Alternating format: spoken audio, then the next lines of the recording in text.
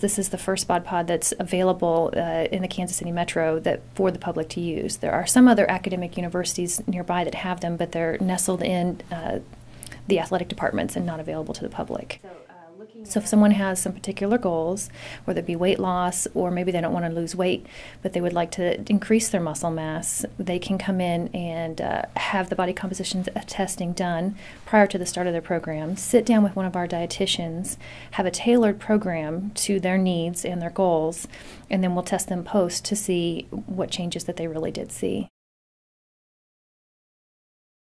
Hi, my name's Chris. I work at the University of Kansas Medical Center, and I volunteered to take part in the bod pod test. The test itself was pretty easy.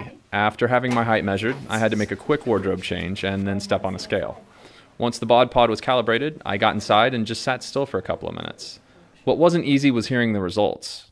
I've always considered myself a pretty fit person, so I was really surprised to learn that my body fat percentage was at 22.5%. About the same time as my bod pod test, I found out that my Great Dane Dobie had gained 15 pounds in the past year. It quickly became obvious that we'd both been spending way too much time on the couch. Since we needed to shed some pounds, I came up with a plan: eat better and exercise more. For Dobie, that meant switching to a low-fat dog food, adding a long walk in the mornings, and spending more time playing at the park. I adopted a similar plan. My first stop was Kermeyer Fitness Center. On Mondays, Wednesdays, and Fridays, I lifted weights. And then on Tuesdays, Thursdays, and Saturdays, I did high-intensity endurance workouts like swimming and running. The second component of the plan required me to examine my diet. I did away with as much processed, fatty food as I could and incorporated more whole foods with lean ingredients. Other than spending more time in the kitchen and the occasional sore muscle, the plan was overall pretty easy to adopt.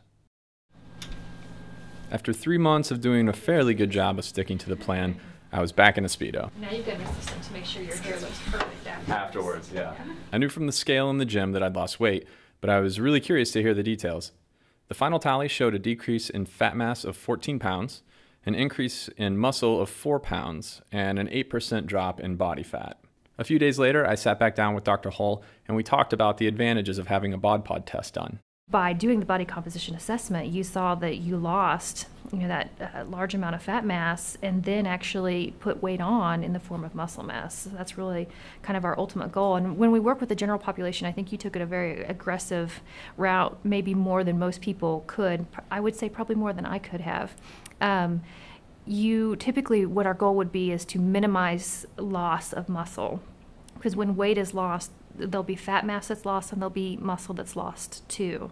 And so that's just something we try to, if people are active and they're exercising, that'll help attenuate the loss in lean mass. If we measure someone, usually I like to do a 3-month follow-up, and usually we can see some changes. So it's very encouraging for people after 3 months of working really hard and sacrificing to see those changes. In the end, the plan was a success, and we've decided to stick to it. Also, I'm happy to report that Dobie lost 8 pounds, even though he still prefers the couch.